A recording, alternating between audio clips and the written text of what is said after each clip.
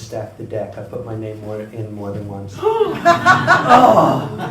were no rules. I'm gonna stand, and I might walk too. We'll see, and I'll have to be loud. Ranting is a full body. Yeah. So my rant is called "No, Not Like That." So I have to give you a bit of a pre-story.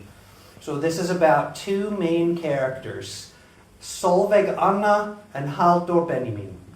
Solveig Anna is the chairwoman of Epling, which is the union for the catch-all area of the capital. If you don't have a specialty degree, plumber, teacher, whatever, you end up in Epling, in the capital area. There are others elsewhere. 28,000 members, second largest union in the country. They didn't have elections for 18 years, and Solveig Anna ran as a teacher, the daughter of Marxist communist parents, and won and started to bring back out the strike as a weapon after long since it had not been used here in Iceland. Halldór Benjamin is not just one of the 5 members of the board of Háskóla Reykjavík, but he was also, at the time of this story, the head of the business association, Samtök Atvinnulífsins, with a salary of 2.3 million kroner a month, plus other board payments stacked on top. This man probably had 3.5 million kroner a month incoming. Now he is the CEO of Reykjavík, which is one of the main real estate companies. But we'll get to that. So this is set in 2022. You now have a contract negotiation between these two main characters. There was others involved, but the people driving these two trains were Halldór and Solveig Anna. So we get to the plan, and the plan is a story of Icelandic corruption, which we all know. We all know, but this is a good story. I started with the PSD file that was big enough for 10 to 12 people, and this was way too ambitious. It ended up as a square for 4. So Halldór Benjamin, board member of Háskóla Reykjavík. He helped one of his former employees of Háskóla Reykjavík to become the state mediator of Iceland, Aðalsteinn Leifsson.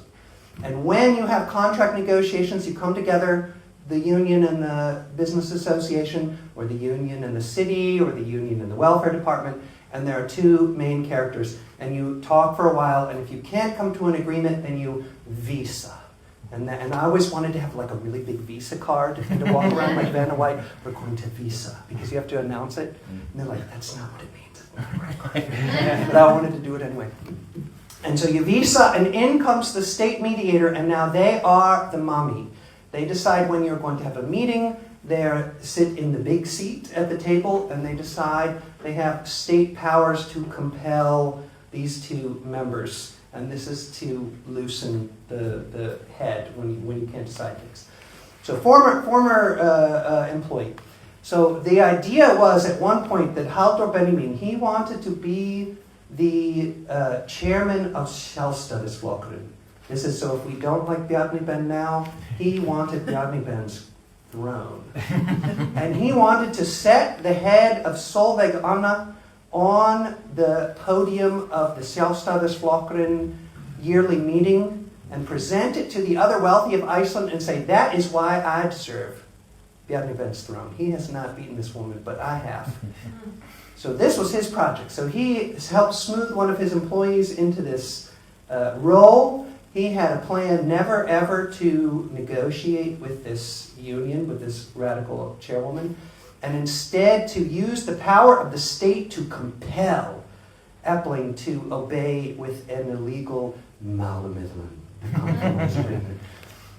And before this was projected on the public, there was this very strange article in Heimildin that no one really understood at the time that was from a current legal professor of Háskóla Reykjavík. Almost like they all met in a room and made a plan and were running out as they were directed by the theater director. And this woman argued that a compromise agreement would be the perfect thing at this moment in time. And everyone reading was like, wait, wouldn't that be really early historically? But this was not understood because on the Monday following that Friday article, a málamiðlun, a compromise agreement, was presented early in the agreement with unfair to the demands of the union, but very beneficial to the Business Association of Iceland, was presented with the legal power of the state. And that night, the newspapers of the Icelandic public were directed to another employee of Háskóla Reykjavík to ask, is this legal? And this person who works under the seat of Haldur Benjamin assured that it was 200% legal. 200%. And at this point in time, there was the wondering if what would be needed to be done to beat this. Because now the power of the state has decided that they are going to compel this agreement on the second largest union, the working class union, the lowest page, the only majority foreign union in Iceland. What if we say no? What can you do about it? And they were deciding, do we have the power of the police to send the police to force this vote, even though the board and the chairman of the union do not want to hold it? And they had to meet the Supreme Court of Iceland, the whatever it's called. And they debated, and they realized that, oh, no, when we immediately set this power into law in the 1950s, when we had a 6-week strike that shut down the capital, where people were running the blockade with sheep hidden under carpets, with old women picked up who were hitchhiking and were discovered at the last minute, and they had to hit it so they could floor it in with illegal sheep into the capital. They decided that they needed a mommy, a state mommy, that could come in and direct what the union and what the business association could do. And the state mommy was not happy. And wondered if they could use the police, and the Supreme Court of Iceland said, no, you can't use the police. But the union was ready at the same time with people who were putting on their jackets, ready to occupy the server farm and to hide the election results from the mean state mommy. But luckily we won, and this state mediator resigned. The business association, who was earning 2.3 million kroner a month, is no more. And we now have a wonderful woman instead, because it was very important that we have female Pokemon points to send up against Solveig Anna. He also was vanquished, so we have these shrunken heads on the collar of this woman. And I remember thinking, I've gotten all of these lessons over and over about how we should listen to women, and that women have power, and that women leaders should be listened to. And here I have this example of an Icelandic woman who has learned the laws of Iceland and have managed to vanquish the vampires of the Capital Party. And still the feminists of Iceland, the powerful, the NGOs, the Samtök, the UN women say, no, not like that. Not focused on class. Not with poor women, not with people who are not white, from a different country with a different passport, not with conflict, not with aggression, not with refusing to take no and bow your head, not like that. But when I took in these stories and I took in these ideas, I actually thought they meant it. I was a little bit naive.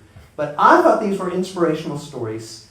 And I think that Solveig Anna is the woman that I swept away my Mariah Carey Catholic candles from my dead man's shrine. And I now think that it is a privilege and an honor to work alongside this woman to accomplish. This year, we now have free school lunches for all of the children of Iceland. And last year, this was eliminated from the country of England and the country of the United States at the federal level, originally implemented to take this tool away from the Black Panther Party. But that's a different rant if my name gets called again. So we now have free school lunches for the entire nation of Iceland, and this was with Solveig Anna in the driver's seat. And me, I worked for 5 years as the cook at the Icelandic foster home for the city of Reykjavík. And I know that child poverty and hunger is an issue that retards the future of the country. And it took a group of foreigners who learned how to use the Icelandic rules for negotiating contracts and to learn how to do it ourselves and to do it to greater effect then we had degreed professionals doing it in our stead at ASI or the other unions. And we now have proven from Hagstofan Íslands, the Statistics Bureau, that the largest increase in purchasing power and living standards was under this woman who organized us this way. And I'm just glad that even though the hypocrisy is at level 11 now, that I have the opportunity to work with a real queen. And I didn't listen to the ideas of no, not like that. Whoa!